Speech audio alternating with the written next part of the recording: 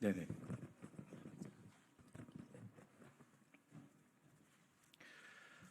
네, 그럼 10시 40분 기자회견 시작하도록 하겠습니다. 안녕하십니까. 저는 대한민국을 더욱 정의롭고 민주적인 사회로 만들기 위해서 검찰 사법개혁 분야에서 앞장서고 있는 시민단체 사법정의 바로세우기 시민행동의 상임대표 김한매입니다.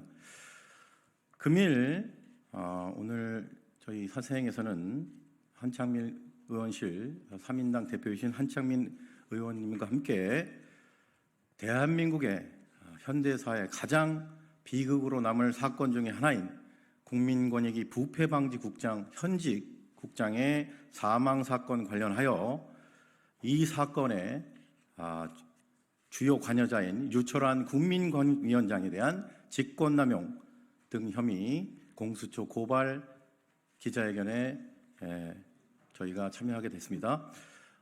금일 기자회견 참석자를 소개해 드리겠습니다. 사회민주당 대표이시자 국회 정무위원회 소속이신 한창민 의원님 함께하고 계십니다.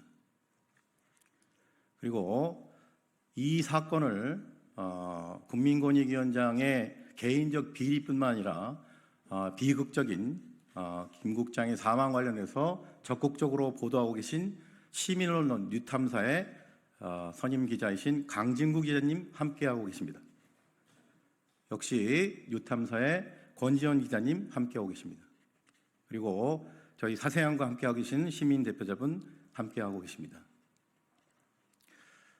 기자회견 순서는 먼저 한창민 의원님께서 이 비극적 사건에 깊숙이 관여한 유철한 권익위원장에 대한 규탄과 이 사건의 의미에 대해서 먼저 모두 발언해 주시고, 그리고 이 사건에 또 여러 가지 대한민국의 부패 방지 업무를 총괄하는 국민권익위원장으로서 얼마나 이 유철한 위원장이 부적절한 자인지에 대해서 낱낱이 취재, 개인 비리 등에 대한 또 이해 충돌에 대한 취재를 적극적으로 하고 계신 권지현 기자님께서 발언해 주시고, 그 이후에 고발 기자회견문 낭독하고 또 부족한 부분이 있으면 브리핑으로 이동해서 여러분의 질의응답에 답변하도록 하겠습니다.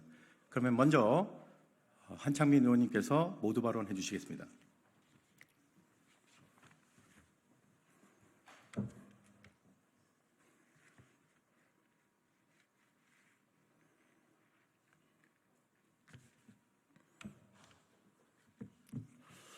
안녕하십니까. 국회 정무위원회 소속 사회민주당 대표 한창민입니다. 저는 오늘 무거운 마음으로 이 자리에 섰습니다. 김건희 여사의 명품백 수수 사건으로 강직하고 청렴한 젊은 국장을 누가 죽였습니까? 권익위가 전 국민의 조롱거리가 되고 이로 인해 부패방지 실무 책임자였던 고인이 죽음에 이르도록 조직의 수장인 유철한 위원장은 무엇을 하고 있었습니까? 대한민국의 국민이라면 다 아는 사실입니다. 진실 앞에 국민권익위는 민원 처리 기간을 3번이나 연장하면서 이 사건을 혐의 없음으로 종결 처리했습니다. 김모 국장은 이 사건을 수사기관에 송부하지 않고 자체 종결 처리하는 부분을 밀어붙인 국민권익위 수뇌부이자 자신의 상관인 유철한 위원장과 정승윤 부위원장과는 생각이 많이 달랐다고, 그와 관련해서 주변 지인들에게 나의 소신과 양심에 반한다, 수뇌부와 생각이 달랐다는 취지의 심경을 수차례 토로했다고 알려지고 있습니다. 국민권익위를 망가뜨리고 부패방지 시스템이 파괴하면서까지 대통령 부부 면죄부주의에 급급한 건 국민권익위를 보면서 고인의 고뇌와 심적 고통이 어떠했을지 가늠하기 힘듭니다. 부당한 권력의 그림자 아래 숨겨진 불법과 비리를 드러내고 진실규명과 책임을 묻는 것은 반드시 국회가 해야 될 소명입니다. 그럼에도 국민권익위를 소관기관으로 둔 국회 정무위원회는 여당인 국민의힘의 비협조로 제 역할을 하지 못하고 있습니다. 이에 권익위에서 발생한 심각한 문제점을 밝혀내고 실질적 책임을 명백히 하기 위하여 유철한 권익위원장을 시민사회단체와 함께 공수처에 고발합니다. 공수처는 이미 고발된 정승윤 부위원장 건과 함께 철저히 수사함으로써 그동안 권익위에서 어떤 불법과 부당한 일이 자행되었는지 밝혀주시길 바랍니다. 수사가 제대로 이루어져서 억울하게 유명을 달리한 김모 국장의 명예를 회복하고 진실이 명명백백 드러나길 바랍니다. 또한 유철한 권익위원장은 임명 직전 3년간 자신이 대표 변호사였던 법무부인 주원과 로하나에서 학교법인 사밀학원과 협성대학교로부터 법률 고문비를 받고 고문 업무를 했음에도 불구하고 취임 시 관련 내용을 신고하지 않았습니다. 이는 이해충돌 방지법 제8조 1항 신고 부분을 위반, 공직자의 이해충돌 방지에 해당하는지 그 여부를 꼼꼼히 따져봐야 될 사안입니다. 저와 사회민주당은 이번 고발건을 비롯해 국정감사와 조사 그리고 청문회를 통해서 국민권익위에서 발생한 수많은 건에 대해서 명명백백 진실을 규명하기 위해서 최선을 다할 것입니다. 다시 한번 고인의 명복을 빌며 유족께 깊은 애도의 마음을 전합니다. 고인이 지키고자 했던 사건의 진실과 권익위의 독립성과 청렴의 가치를 함께 지켜낼 것입니다. 앞으로 이어질 모든 사건 관련한 일련의 상황에 대해서 기자분들과 국민들께서 계속 관심을 가지고 지켜봐 주시길 당부드립니다. 고맙습니다. 네, 감사합니다.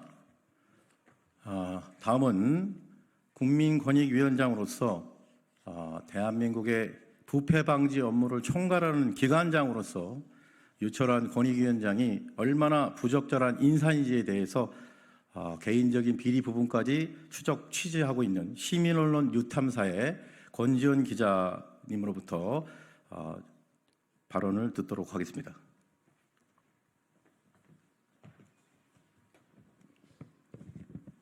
네, 안녕하십니까. 저는 권지연입니다. 유철한 국민권익위원장이 우리 사회에 끼친 위해가 얼마나 큰지를 지금부터 얘기하려고 합니다. 제가 유철한 위원장에 대한 취재를 시작하게 된 건 그에 대해서 제보해 오는 그가 소속된 교회 교인들의 호소가 있었기 때문이었습니다. 유철한 위원장은 흔히들 장애를 이겨낸 판사 출신 변호사로들 많이 알고 있었고 현재는 국민권익위원장 자리에 올라 있죠. 그런데 말씀드렸다시피 그는 한 교회의 장로입니다. 그런데 교인들의 호소는 굉장히 절박했습니다. 교회를 말아먹은 사람이 또 교회가 지원하는 학교를 말아먹고 이제 나라까지 말아먹고 있다는 호소였습니다. 그리고 제가 이 취재를 시작하고 나서 첫 보도가 나간 후 두 번째 보도를 위해서 취재하고 있을 때 권익위 국장의 안타까운 사망 소식을 듣게 됐습니다.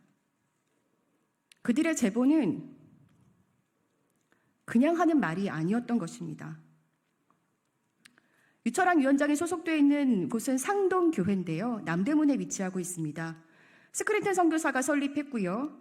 많은 독립운동가들을 배출한 독립운동의 요람이라고 할 수 있는 굉장히 유서 깊은 그리고 우리가 잘 지켜내야 하는 그런 공적 가치가 있는 곳이기도 합니다. 그리고 교회는 협성대학교 등 그 4개 학교를 산하에 둔 3일 학원 지원을 목적으로 해서 수익 사업을 시작했습니다. 교회를 방문해 보면 일반 교회와는 조금 다르다는 것을 알 수 있습니다. 교회 건물 중 일부가 쇼핑센터로 활용돼서 임대 사업을 하고 있습니다. 그 임대 사업을 하는 것이 얼마나 교회로서 적절한지 부분은 차치하고 일단 이곳은 굉장히 매우 복잡한 구조로 되어 있었는데요. 교회가 세운 그리쉼이라는 주식회사와 상인들 사이에 구댕굿이라는 전대인이 끼어 있습니다. 그리고 유철한 변호사는 교회를 자문하고 또 이 그리쉼 주식회사를 법률 대리하고 자문하는 그런 변호사였습니다. 그런데 어찌된 일인지 이 상인들과 그리쉼 주식회사 그리고 교회 사이에 끼어 있는 이 전대인의 이익을 보장해 주기를 그리쉼 주식회사가 파산하고 교회가 빚더미에 오르기까지 정말 이해할 수 없는 그런 행동들의 주범이었습니다. 민족교회라고 할 수 있는 상동교회가 재정 파탄에 이르면서 교회가 설립한 그리고 지원하는 3일 학원도 자연히 재정적으로 힘들어졌죠. 그러니까 학생들에게 지원돼야 하는 그런 돈들이 씨가 말라버리게 되는 겁니다. 그런데 그렇게 힘들어진 3일 학원의 이사와 이사장직까지 유철한 위원장은 국민권익위원장 자리에 가기 직전까지 그 자리에 있었습니다. 그리고 저희가 확인한 바로, 그리고 또 한창민 의원실에서도 공식적으로 확인해 준 바로, 자신이 소속되어 있는 법무법인으로 10년간 자문료를 몰아줬습니다. 이미 오지도 않은 2025년치까지 받은 것으로 확인되고 있습니다. 유철한 위원장이 상동교회 그리고 그리심을 자문하면서 상인들에게 이익이 돌아간 것도 아닙니다. 법률 고문을 맡긴 교회와 그리심이 파탄에 이르게 하면서 도대체 특정 인물의 이익을 대변한 이유, 그 이유가 매우 궁금해집니다. 그리고 그렇게 자신의 역할을 망각한 유철한 위원장은 제가 그 교회를 찾아가서 질의했을 때 자신은 법률 고문을 맡은 적도 없다고 했습니다. 매우 뻔뻔했습니다. 현재 협성되는 유 위원장이 이사 선임도 해놓지 않고 간 상황에 굉장히 위기 속에 처해 있습니다.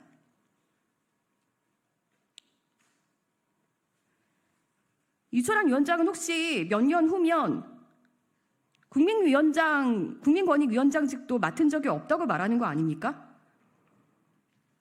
얼마 전 김건희 명품백 수수 관련해서 외압으로 힘들어하던 권익위 간부가 스스로 목숨을 끊었죠. 빈소에서도 유 위원장을 만났습니다. 조용히 물었습니다. 저도 빈소에 조문을 갔다가 유 위원장의 모습을 보고 그대로 지나칠 수는 없어서 책임을 느끼는지 물었는데요. 권익위 직원들을 그때도 자신의 호위병 삼기에 바빴습니다. 본인의 자리가 어떤 자리인지 인식하지 못하는 사람이었습니다. 그 자리에서 하는 일이 특정 누군가를 보호하는 일이라는 게 개탄스럽습니다. 그런 중에 저는 빈소에서 평소에 교인들이 항상 유 위원장이 위원장직에 오른 후에 휠체어를 끌고 오는 대동에서 오는 사람이 있는데 이 사람이 권익위 직원인 것 같다라는 의심들을 저에게 전해오셨습니다. 그런데 빈소에서 그분의 모습도 봤습니다. 그리고 그분이 권익위 직원이라는 사실을 확인했습니다.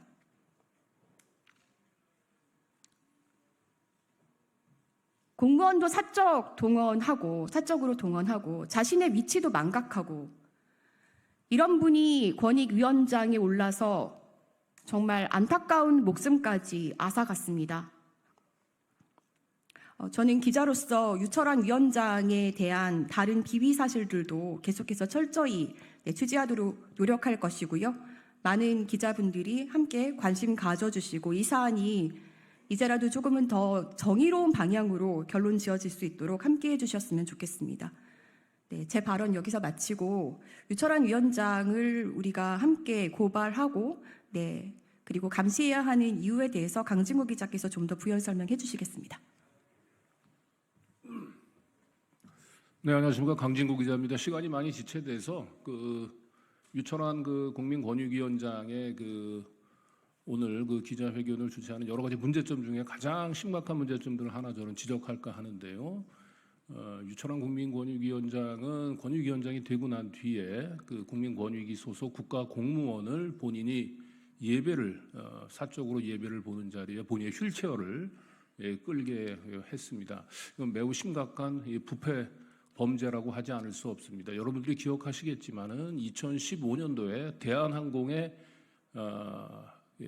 사주의 부인 이명희 씨가 대한항공 산업연수생을 가사 도우미로 고용을 했다가 징역 1년 6월에 집행유예 3년에 굉장히 엄한 처벌을 받은 바가 있습니다. 국민권익위원장이 자신이 사적으로 예배를 보는데 권익위 소속 국가 공무원을 동원을 했다라고 하는 것은 매우 심각한 부패 범죄입니다.